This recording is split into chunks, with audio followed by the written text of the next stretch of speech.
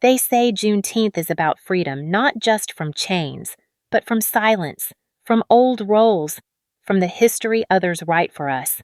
Standing in my parents' backyard, on a day meant to celebrate independence, I realized I'd never truly claimed mine, not from the sister who had defined me by comparison, nor from a family too willing to believe her version of me.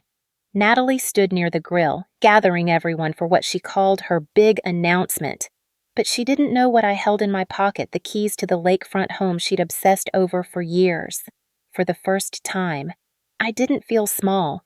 I felt free. This wasn't just a reckoning between sisters. This was my Juneteenth, not in history books, but in real life the moment I stopped surviving my story and started writing it. I'm Morgan Reynolds, 35, standing in my parents' backyard, watching my sister Natalie gather everyone around for her special announcement. The familiar knot in my stomach tightens as I see her smug smile. 20 years of rivalry, and she still finds ways to hurt me.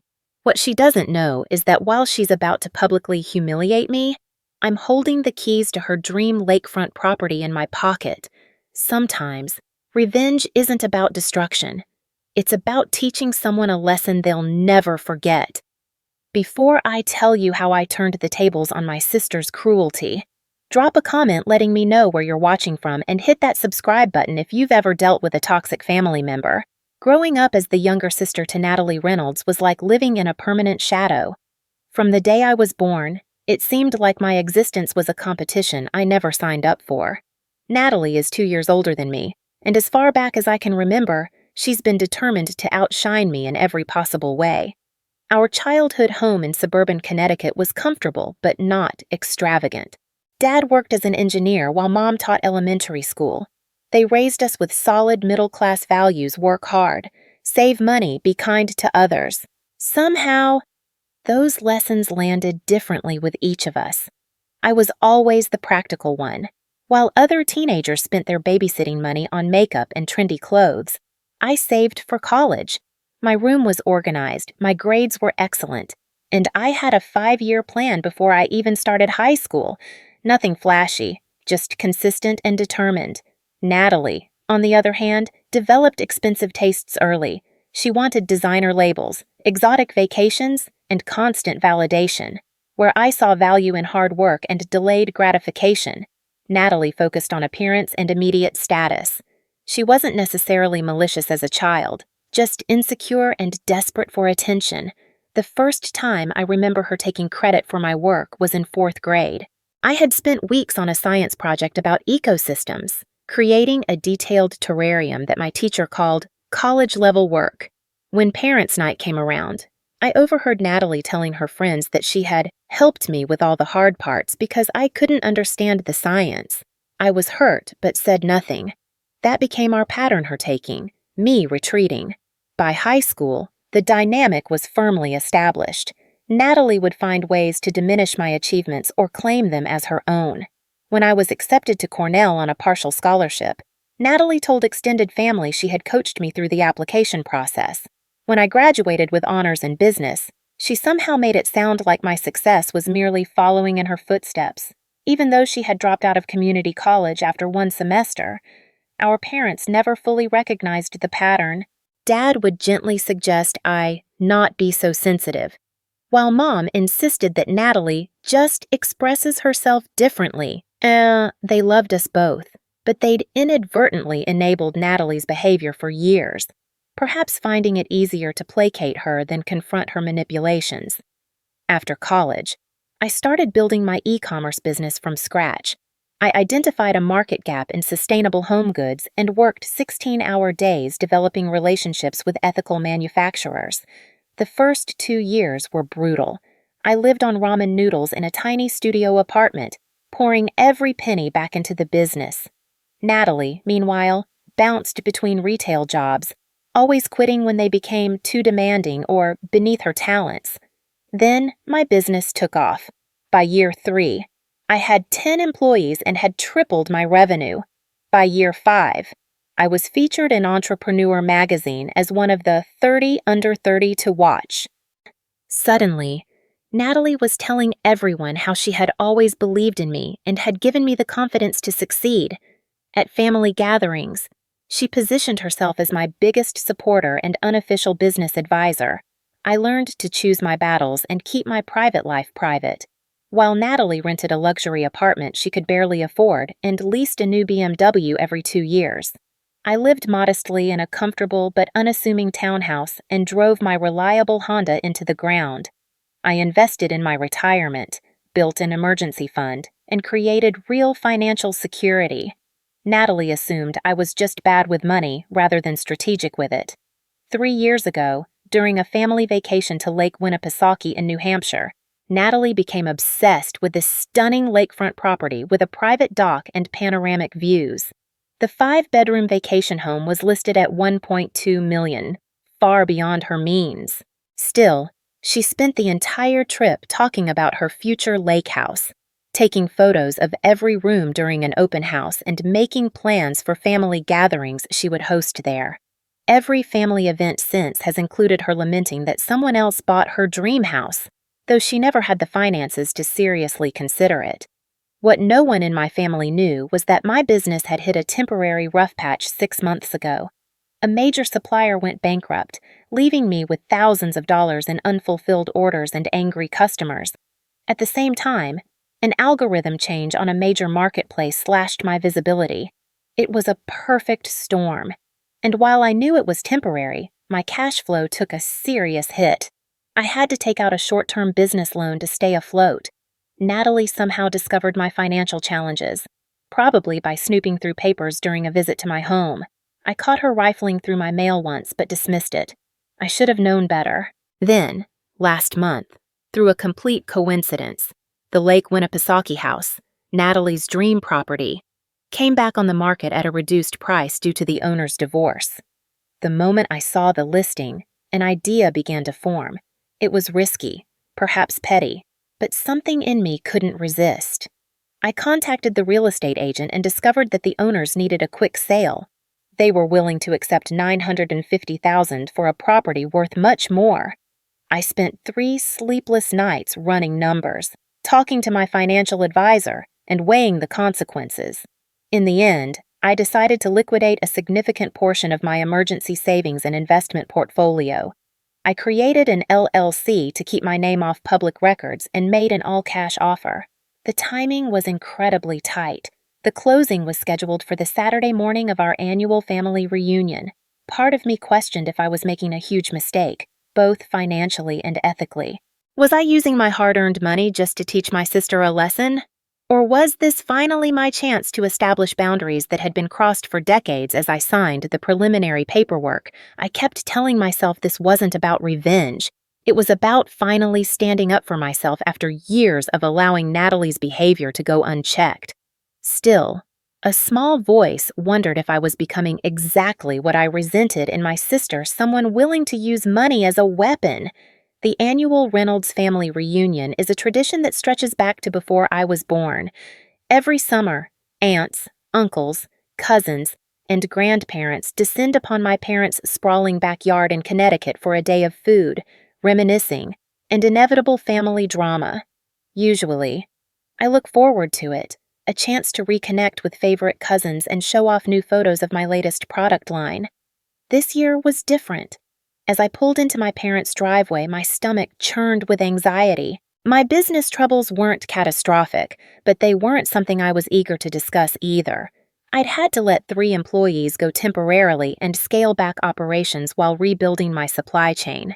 To someone like Natalie, who understood business about as well as she understood quantum physics, these normal entrepreneurial challenges would look like complete failure. I checked my phone one more time before getting out of the car. No message from the real estate agent yet about the closing. I took a deep breath and grabbed the homemade appetizers from my passenger seat. Keeping up appearances was important today. "Morgan, you finally made it." My mother rushed across the lawn to greet me, her floral sundress fluttering in the summer breeze. She pulled me into a tight hug that smelled of her signature perfume and sunscreen. "Everyone's already here. Even your cousin Jenna from Seattle made it this year." The backyard was transformed. as it was every July white folding tables arranged in a U shape, red and blue balloons tied to chair backs, and Dad's prized grill smoking in the corner. At least 40 relatives mingled across the lawn, plastic cups in hand and paper plates balanced precariously as they navigated from the food table to various conversation clusters. "Where's Natalie?" I asked, trying to sound casual as I set down my contribution on the already overflowing appetizer table. Mom's expression shifted subtly. "Oh, she's around somewhere. Probably inside with Aunt Patricia. She's been acting mysterious all morning. Says she has some big announcement to make later." The warning bells in my head grew louder. Mom must have noticed my expression because she quickly added, "I'm sure it's nothing. You know how she loves to create drama. Maybe she finally got that promotion at the department store." I nodded and forced a smile. "Yeah, probably." As I made my way through the crowd, I collected hugs and cheek kisses like party favors. Cousin Tyler wanted to know if I could give his daughter internship advice. Uncle George was eager to tell me about the sustainable bamboo flooring he'd installed after seeing it in my catalog. Aunt Maureen needed my opinion on starting an Etsy shop for her knitting. Normally, these conversations would energize me, family members who actually recognized my hard work and expertise. Today, though, I felt disconnected, watching the party as if through glass. My eyes kept scanning for Natalie, anticipating whatever she was planning. I spotted her near the drinks table, huddled with our cousin Rachel and Aunt Patricia. When Natalie saw me looking, she smiled with false brightness and waved, then whispered something that made the other two look in my direction with pitying expressions. "Don't let her get to you."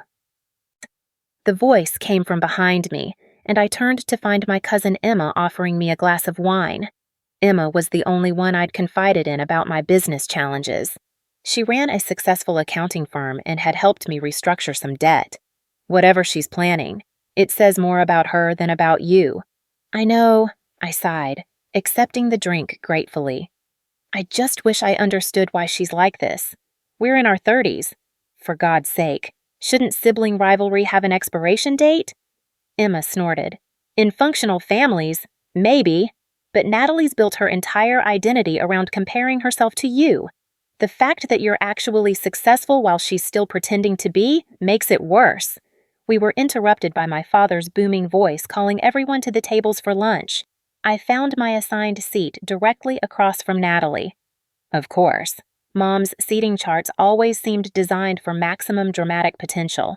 Natalie was already holding court at our table, describing her recent weekend trip to the Hamptons courtesy of a friend, whose name she conspicuously avoided mentioning.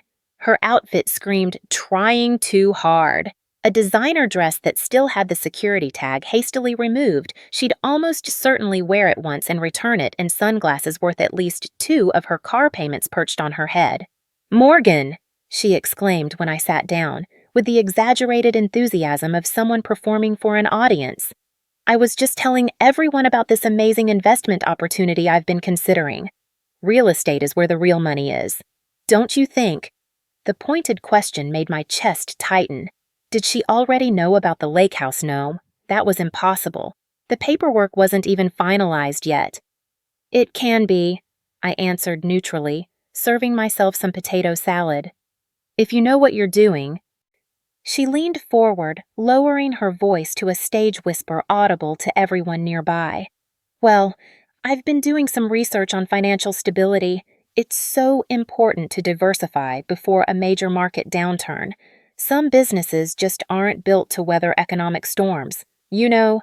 Several relatives shifted uncomfortably, clearly sensing the barb beneath her words. I felt heat rising to my cheeks but kept my expression neutral as I took a deliberate sip of wine. I wouldn't give her the satisfaction of a reaction. The lunch progressed with increasing tension. I noticed more family members giving me those same pitying looks. Cousin Derek asked with suspicious casualness how business was going these days, while Aunt Patricia suggested she knew someone hiring administrative assistants if I was looking for something more stable. By the time dessert was served, I was mentally exhausted from maintaining my composure. I excused myself to the bathroom, needing a moment alone. In the quiet of my parents' powder room, I checked my phone again. One new message from the real estate agent. Paperwork ready for final signatures tomorrow morning. 9:00 a.m. Congratulations on your new lake house. A strange calm settled over me. Whatever Natalie was planning, I now had certainty about my counterplay. I looked at myself in the mirror, straightened my shoulders, and rejoined the party. I found Uncle Robert near the dessert table, methodically working his way through a slice of Mom's famous blueberry pie. He had always been my favorite relative, a quiet, observant man who seemed to see through family dynamics with X-ray vision.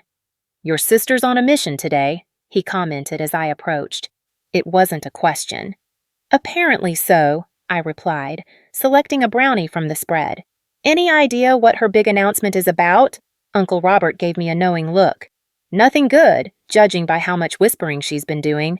But I'll tell you something I learned in 40 years of marriage to your Aunt Linda. People who need to tear others down are standing on pretty shaky ground themselves." I smiled gratefully at him. "I know you're right. I just wish—" The sharp clinking of metal against glass interrupted me. We turned to see Natalie standing at the head of the table, beaming with barely contained excitement, a silver spoon in her hand. "Everyone, could I have your attention? Please, I have something important to share with all of you." The backyard fell silent as everyone turned toward Natalie. She stood with perfect posture, her expression a masterclass in manufactured concern. My heart pounded as I made my way back to my seat, already knowing what was coming but powerless to stop it. "First, I want to thank Mom and Dad for hosting another wonderful reunion," Natalie began, raising her glass in their direction. They beamed, oblivious to what was about to happen. "Family is everything to me, which is why I feel it's so important to share when one of us is struggling." She paused dramatically, her eyes finding mine across the tables. The artificial sympathy in her expression made my stomach turn. "I'm sure many of you have noticed that our dear Morgan seems different today, more reserved than usual." Murmurs of agreement rippled through the crowd. "Well, I think it's time we address the elephant in the room because Morgan needs our support right now." I gripped my napkin under the table, knuckles turning white. Emma, sitting nearby, shot me a concerned look. "It breaks my heart to tell you all this," Natalie continued, her voice trembling with entirely fake emotion. "But Morgan's business has failed. She's filed for bankruptcy." The collective gasp was exactly what Natalie had hoped for. Shocked faces turned toward me, some with genuine concern, others with barely concealed curiosity. The word bankruptcy hung in the air like a toxic cloud. "I discovered the paperwork last week," she added, conveniently omitting how she'd obtained this completely false information. "She's lost everything: her inventory, her warehouse, even her business accounts. The bank is reviewing her personal assets now." My mother's hand flew to her mouth. "Morgan, honey, is this true? Why didn't you tell us?" Before I could answer, Natalie jumped in again. She was too ashamed. "Mom, you know how proud she's always been about her little business. But we're family. There's no room for secrets or shame here." The twist of the knife was expert positioning herself as the caring sister, while simultaneously diminishing my decade of hard work as a little business and violating my privacy in the most public way possible. "Actually," I started to say, but Natalie wasn't finished. "I've already told her she can move into my spare bedroom until she gets back on her feet. I've also reached out to some contacts about potential job opportunities." Her voice dripped with self-congratulatory generosity. "It might be good for her to experience working for someone else for a change. More stability, less pressure." The flash of memory was so vivid it momentarily transported me from the backyard. 3 years earlier, when Natalie had been fired from yet another job, I had offered her a position in my company's customer service department. She had laughed and said she couldn't possibly work for her little sister, the same sister she was now publicly humiliating while presenting herself as a savior. Dad stood up, his face flushed with concern. "Morgan, why are we just hearing about this now? We could have helped." All eyes were on me. The truth was simple: there was no bankruptcy. Yes, My business had cash flow problems, but we were already recovering. The new supplier I'd secured was better than the previous one, and my team had developed an innovative marketing approach to overcome the algorithm changes. But explaining all of this now would sound defensive, like excuses manufactured in the face of humiliation. I took a deep breath. Thank you for your concern. Everyone. But Natalie doesn't have all the facts. I kept my voice steady, making deliberate eye contact with my sister. My business is going through some restructuring, but it's far from bankruptcy. I appreciate the concern, but I'm handling it. Natalie's smile faltered slightly, but she recovered quickly. Oh, Morgan, there's no need to put on a brave face. I've seen the paperwork. Chapter 11. Bankruptcy isn't something you can just brush off. The specificity of her lie, naming Chapter 11 rather than Chapter 7, was calculated to lend credibility. Several relatives nodded, clearly believing her detailed knowledge over my vague denial. Perhaps we should discuss this privately, I suggested, struggling to maintain composure. We're all family here, Natalie insisted, spreading her arms wide. There's nothing to be embarrassed about. Failure is part of life. Though, some of us warned you about expanding too quickly. She had never warned me about anything of the sort. In fact, she had repeatedly criticized me for being too cautious with growth. The blatant rewriting of history was infuriating. I excused myself quietly and walked toward the house, feeling dozens of eyes on my back. Inside, in the cool quiet of my parents' kitchen, I leaned against the counter and took several deep breaths. My phone buzzed with a text from Emma. Want me to accidentally spill wine on her designer dress? Despite everything, I smiled. Then another text arrived, this one from the real estate agent, with an attachment, final contract for your review before tomorrow's signing. Uncle Robert appeared in the doorway, his kind eyes full of concern. Your sister's quite the performer, he said, closing the door behind him to give us privacy. She certainly has a flair for drama. I agreed, putting my phone away. He settled into one of the kitchen chairs, gesturing for me to join him. You know, I've watched you two since you were little girls. Natalie's always been the peacock, all flash and noise. But you, Morgan, you're the owl, quiet, observant, smarter than people realize.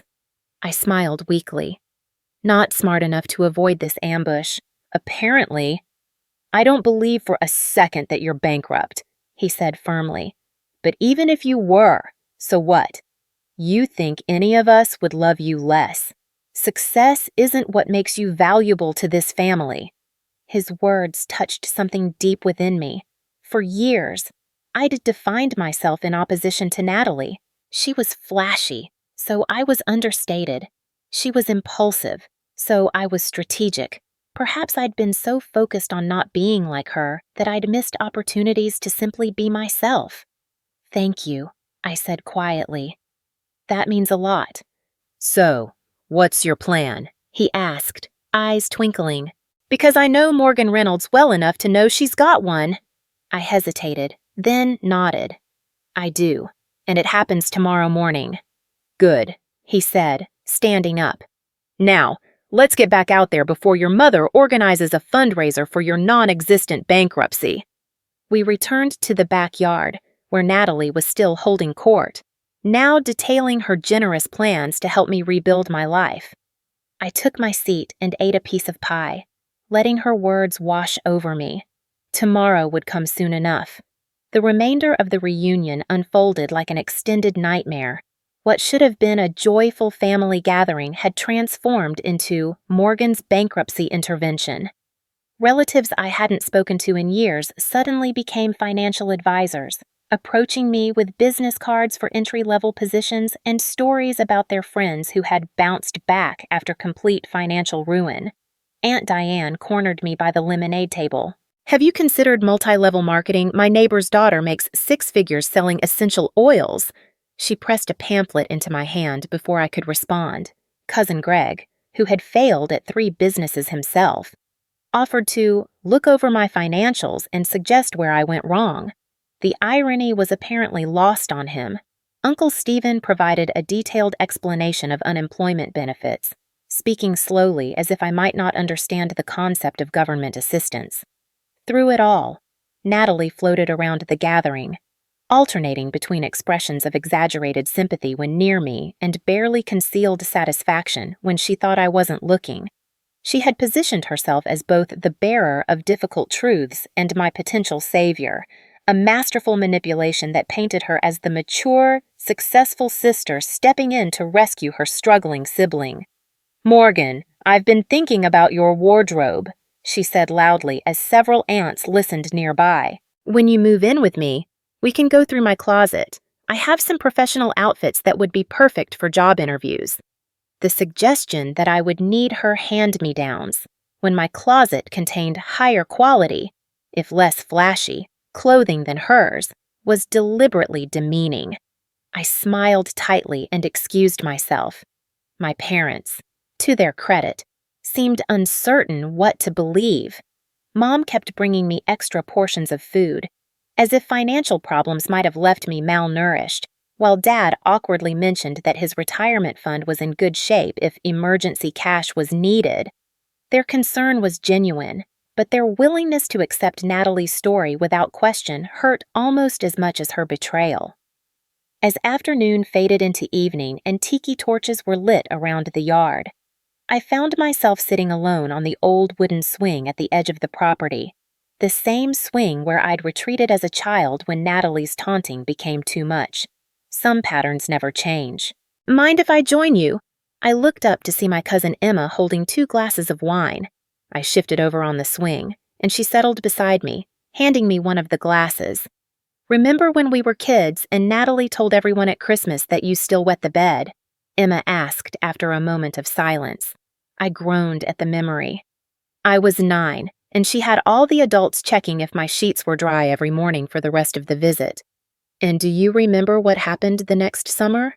A smile tugged at my lips. She got poison ivy from that secret fort she built in the woods after I casually mentioned that poison ivy has 3 leaves. Emma clinked her glass against mine. "You've always played the long game, Morgan. That's why I'm not worried about you now." My phone vibrated with an incoming call. Natalie's name flashed on the screen. "Speaking of the devil," I muttered, declining the call. Within seconds, she appeared at the edge of the lawn, spotting us on the swing. Her determined walk in our direction made Emma whisper, "Incoming drama at 3:20, before excusing herself with a supportive squeeze of my arm. Natalie took the vacated spot, her designer dress incongruous on the rustic swing. Up close, I could see the strain beneath her perfect makeup, tiny lines of tension around her eyes, the slightly too rigid smile. "You're avoiding me," she said, feigning hurt. "Can you blame me? Don't be so sensitive. Morgan, I was just being honest with the family. They deserve to know." I turned to face her directly. "Know what, exactly? That you went through my private papers, misinterpreted what you found, and decided to announce your flawed conclusions to the entire extended family without speaking to me first. Is that the honesty you're defending?" Her eyes narrowed slightly. I saw the bankruptcy forms. "Morgan, stop trying to save face." What you saw were contingency documents my lawyer prepared as a worst-case scenario. They were never filed. My business had a setback, not a failure. For a moment, doubt flickered across her face, but she quickly recovered. "Well, the family needed to know either way. I'm just looking out for you. I've already told everyone you can stay with me until you get back on your feet. My spare room is small, but it's better than nothing, which is apparently what you have now." The calculated cruelty of her words struck me like a physical blow. This wasn't just about embarrassing me. She wanted to see me dependent on her, diminished in the family's eyes while she played the generous protector. "I'm not moving in with you, Natalie. My business is fine, my house is fine, and my life is fine without your intervention." She stood up, smoothing her dress with manicured hands. "We'll see about that. I've already told everyone we're meeting with a financial advisor on Monday to discuss your options. I'm not letting you push away help because of pride. Yisel, as she walked away, my phone buzzed with a text notification. It was from her, sent to the entire family group chat. So worried about Morgan. She's in denial about her situation. If anyone has job leads for her, please send them my way, since she's too proud to ask directly. I stared at the message, watching as sympathetic responses poured in from relatives. The public performance continued even as the party wound down. The depth of her need to see me humbled was staggering. Later, as I helped my mother clean up the kitchen, she approached the subject cautiously. Honey, about what Natalie said. Is it really as bad as she's making it sound? I placed the serving dishes I'd been washing on the drying rack and turned to face her. Mom, do you really think if I were filing for bankruptcy, you'd hear about it from Natalie at a family reunion? She had the grace to look embarrassed. I suppose not, but she seemed so certain. And you've been so quiet lately. My business had some challenges with a supplier, but we're already recovering. What Natalie did today was share private information, incorrectly, I might add, without my permission, and instead of asking me directly, everyone just assumed she was telling the truth. Mom dried her hands on a kitchen towel, her expression troubled. You know how Natalie gets, she's always been sensitive about your success. The familiar pattern of excusing Natalie's behavior made my jaw clench. That's not sensitivity. Mom, it's cruelty. Before she could respond, my phone rang. It was the real estate agent. I excused myself and stepped onto the back porch to take the call. Morgan, great news. All the paperwork is processed. We're confirmed for 900 M tomorrow to finalize everything. The owners have already moved out, so you'll get the keys right after signing. As I ended the call, I noticed Natalie watching me from across the yard, her eyes narrowed with suspicion. In that moment, I made my decision. The lake house wouldn't just be an investment property.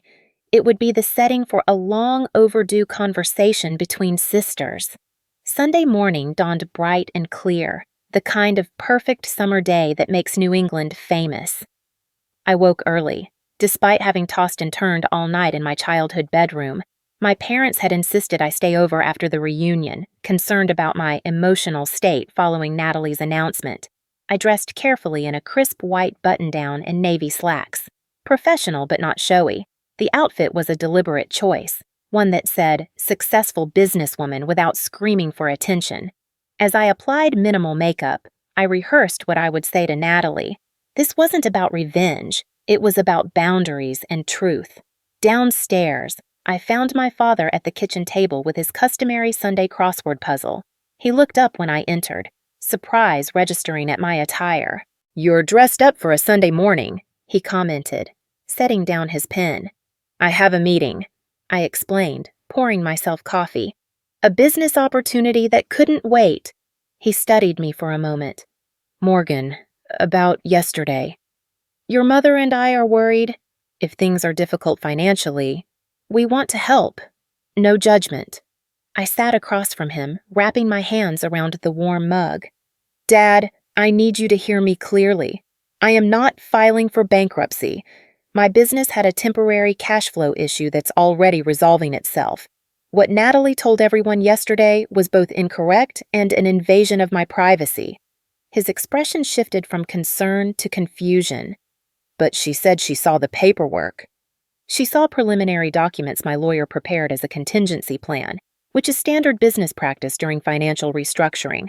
Those papers were never filed. If you don't believe me, you're welcome to call my accountant tomorrow. Dad looked down at his crossword, embarrassment coloring his face. I should have asked you directly.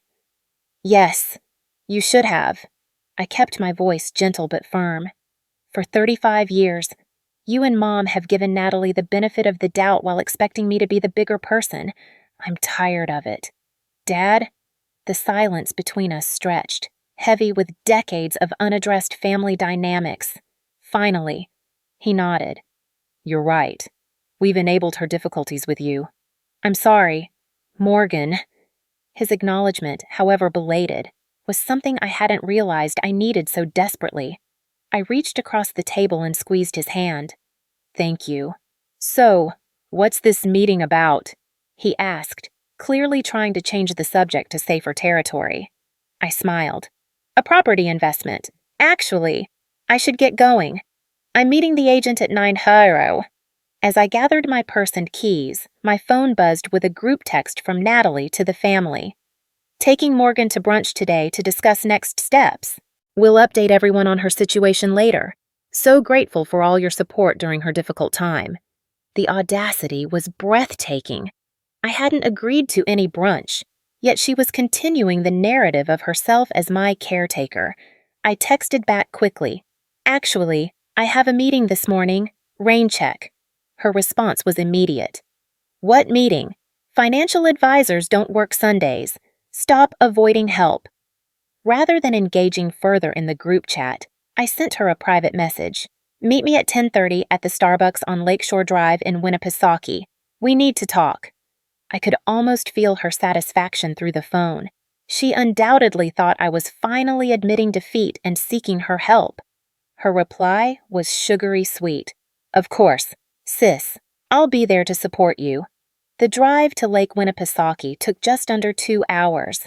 I used the time to center myself, occasionally glancing at the folder of closing documents on my passenger seat. By the time I arrived at the real estate office, I felt calm and focused. The closing process was remarkably straightforward. I signed my name dozens of times, initialed countless pages, and transferred the largest sum of money I'd ever moved in one transaction. When it was done, the agent handed me 3 sets of keys. "Congratulations, Ms. Reynolds. The lake house is officially yours." I drove the short distance to the property, parking in the circular driveway of what was now my vacation home. The realtor hadn't exaggerated. It was stunning. The 2-story cedar and stone structure faced the lake with a wraparound porch and floor-to-ceiling windows capturing the breathtaking water views. A private dock extended into the clear blue lake with a small boathouse at its end. I unlocked the front door and stepped inside. Hardwood floors gleamed in the sunlight streaming through the windows. The previous owners had left some furniture. A massive stone fireplace dominated the great room, flanked by built-in bookshelves and comfortable seating. The kitchen featured high-end appliances and granite countertops.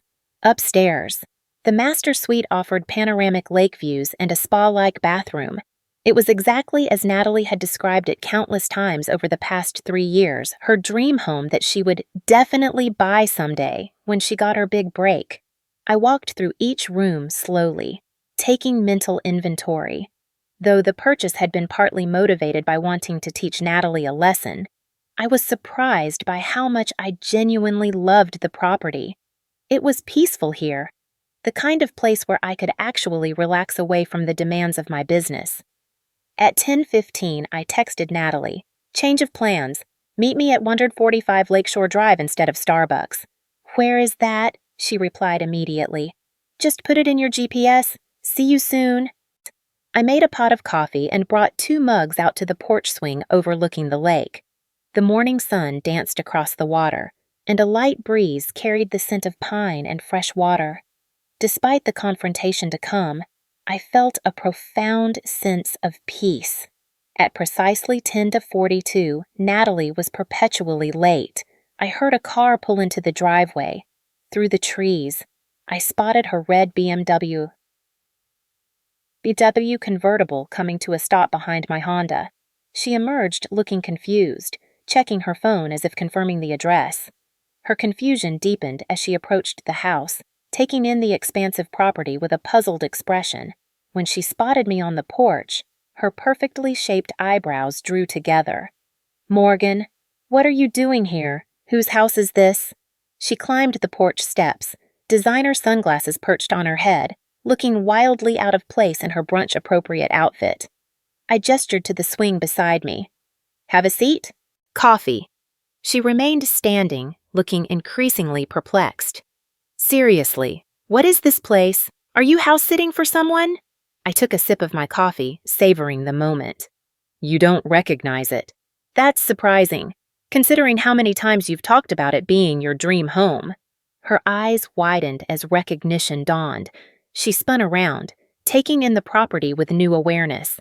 "This is— Wait, this is the lake house, the one that sold 3 years ago. It went back on the market last month. Divorce sale." I held out a set of keys. "Would you like to see inside?" She stared at the keys, then at me, comprehension slowly replacing confusion.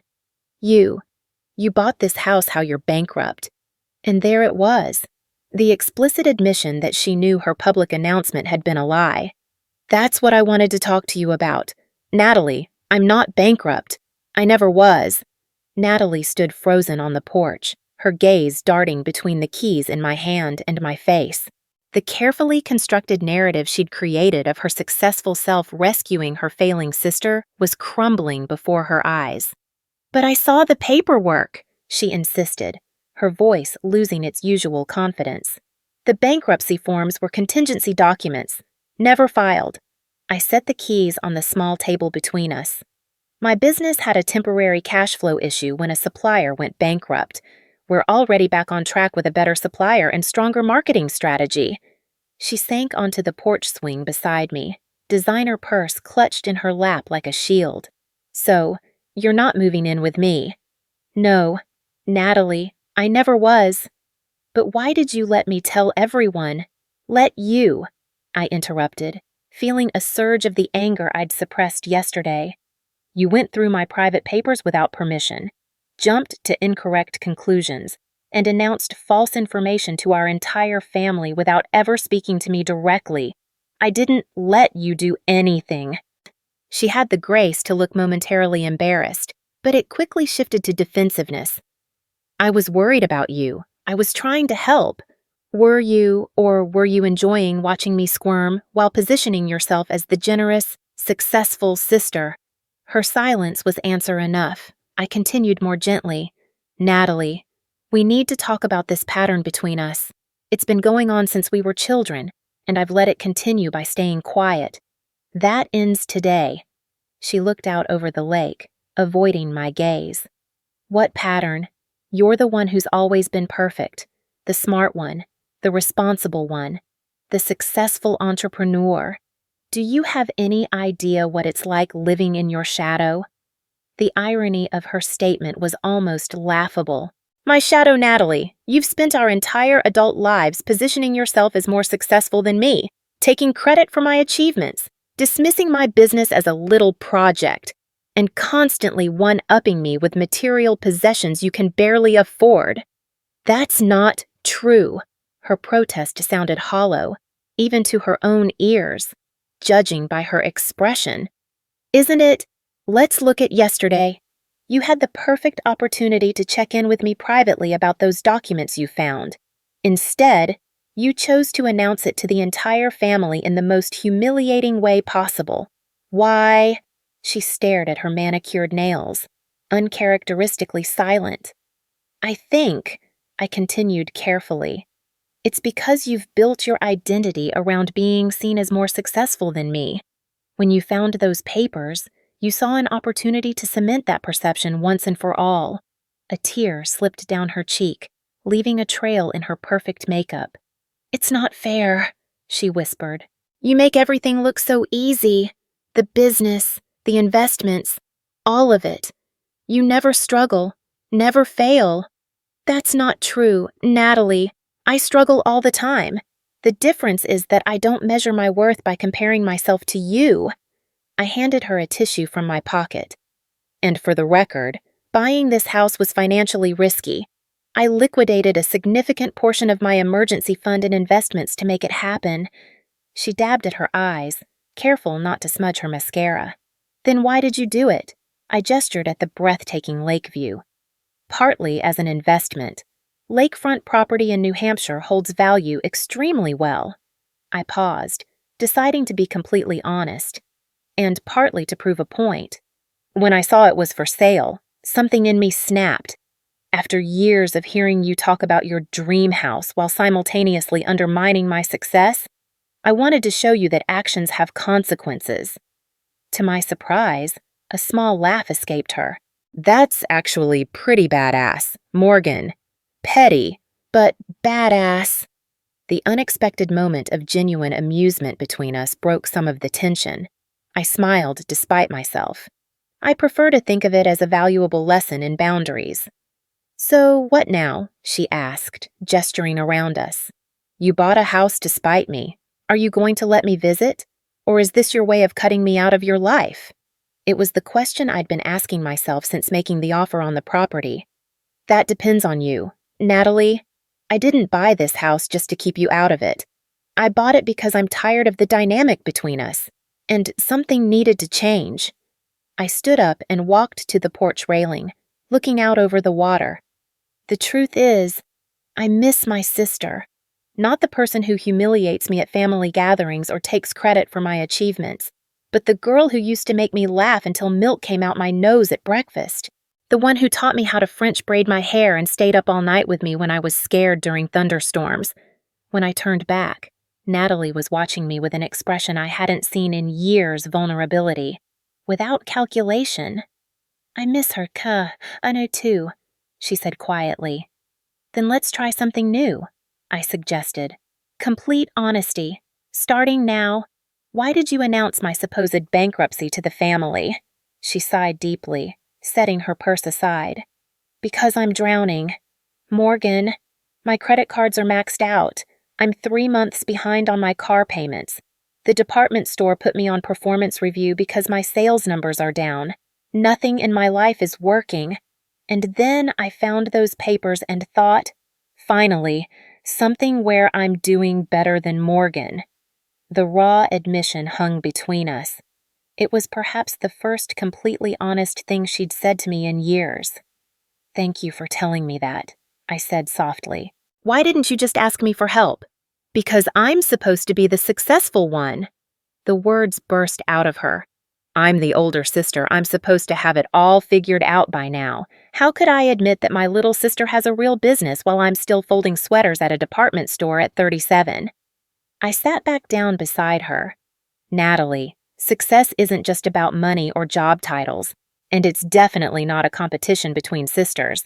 Easy for you to say when you're winning, she muttered, but without real malice.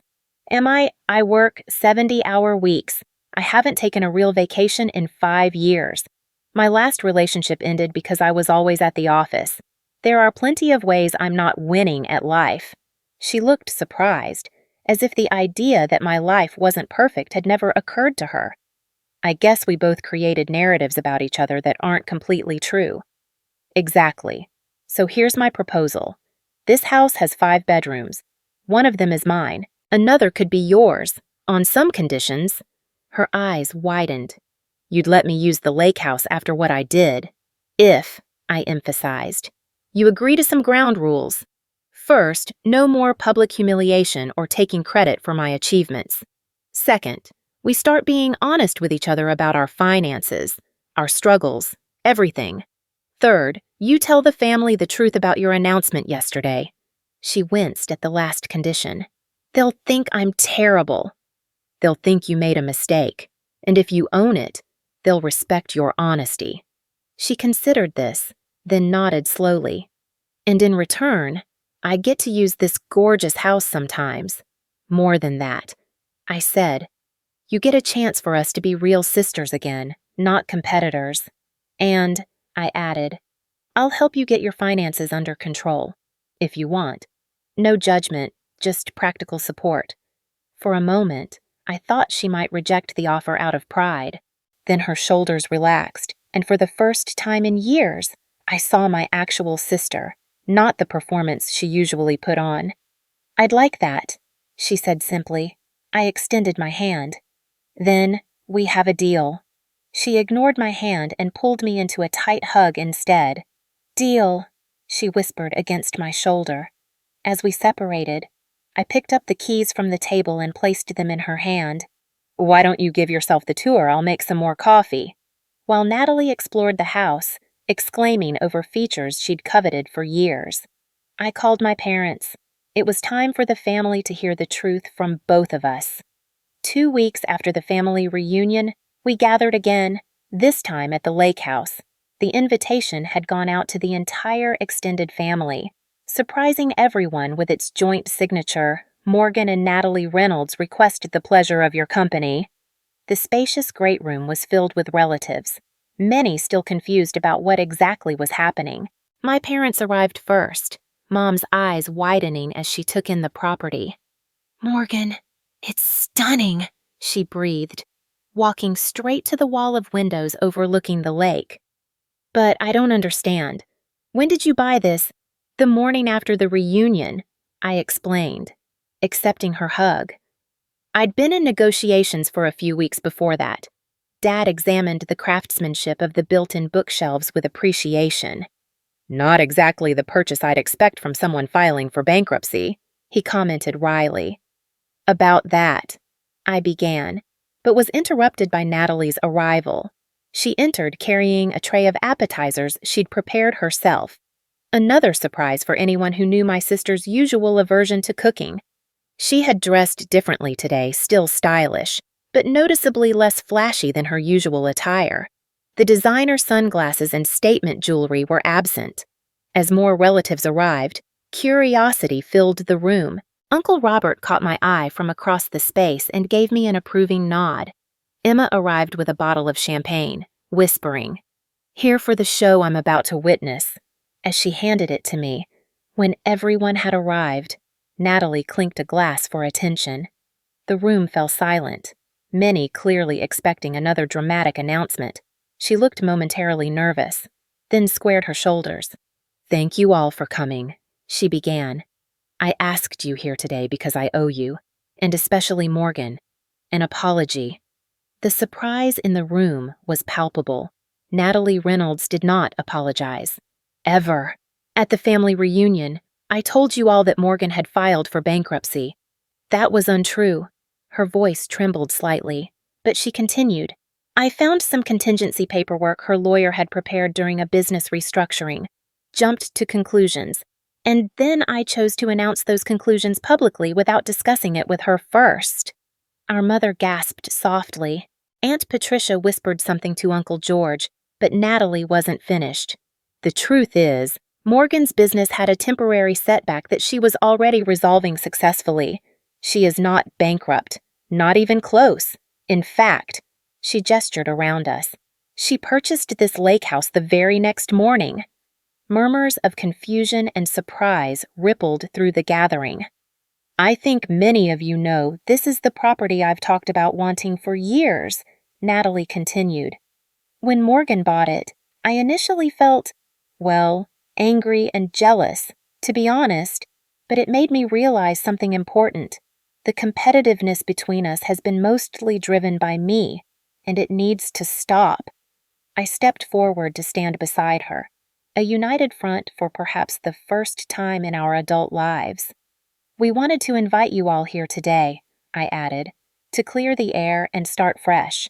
This house isn't about rivalry or revenge. It's going to be a gathering place for our family." Natalie nodded. "Morgan has generously offered to let me use it too, despite my behavior. That's the kind of sister she's always been. The kind I want to become." The authenticity of her words touched something deep within me. This wasn't the performative Natalie I'd grown used to. This was my actual sister, vulnerable and genuine. Dad was the first to respond, clearing his throat emotionally. "I think I speak for everyone when I say we're proud of both of you. This kind of honesty takes courage." The tension in the room dissolved into relieved conversation. Relatives approached us, some to express support, others to sheepishly admit they'd been too quick to believe the bankruptcy story. Uncle Robert gave each of us a bear hug, whispering, "About time," in my ear. In the months that followed, change didn't happen overnight. Old habits occasionally resurfaced. Natalie sometimes slipped into competitiveness, and I sometimes withdrew rather than confronting issues directly. But the foundation had shifted, with my guidance. Natalie developed her first real budget and started addressing her debt. She found a job in retail management that better utilized her people skills and fashion knowledge. She still loved beautiful things, but began to understand the difference between quality and showing off. My business not only recovered, but thrived with the new supplier relationships. The marketing strategy developed during our crisis period turned out to be more effective than our previous approach, leading to our most profitable quarter ever. The lake house became exactly what I'd hoped, a sanctuary for family healing. My parents celebrated their 40th anniversary there. Cousins brought their children for summer weekends. Natalie and I established a tradition of monthly sister weekends, gradually rebuilding our relationship conversation by conversation. During one such weekend, as we sat on the dock watching the sunset, Natalie turned to me. "You know, you could have used this house to punish me. You had every right to after what I did." I considered this, dipping my toes in the cool lake water. That was never the goal. I was angry when I made the offer. Yes, but deep down, I think I was trying to break the pattern we'd been stuck in for decades. "Well, it worked," she said with a small laugh. "Nothing bursts a person's superiority bubble quite like watching their bankrupt sister buy their dream house." "The funny thing is," I admitted, "this house has become more meaningful than I ever expected. Not because it's beautiful or valuable, but because it's where we finally started being honest with each other." Natalie nodded thoughtfully. "I've been thinking about what you said months ago, about measuring worth by comparing yourself to others. I've done that my whole life, not just with you. It's exhausting and, ultimately, empty." I agreed. The constant comparison never leads to happiness. "I'm learning that," she said quietly, slowly, as the sun dipped below the tree line, casting golden reflections across the lake. I realized the property had given me something far more valuable than real estate equity. It had given me back my sister and taught me that sometimes the most powerful response to hurt isn't revenge or even forgiveness. It's creating an opportunity for transformation. The bankruptcy announcement that was meant to humiliate me had instead become the catalyst for healing our family's oldest wound. In trying to publicly diminish me, Natalie had unknowingly set us both on a path to something better than success, authenticity, and reconnection. That evening, as family members gathered around the fire pit sharing stories and laughter, I looked around at the faces illuminated by the dancing flames. The journey from hurt to healing hadn't been simple or straightforward, but standing on the other side, I wouldn't change a moment of it. What's your experience with family rivalries? Have you ever had a turning point that transformed a difficult relationship?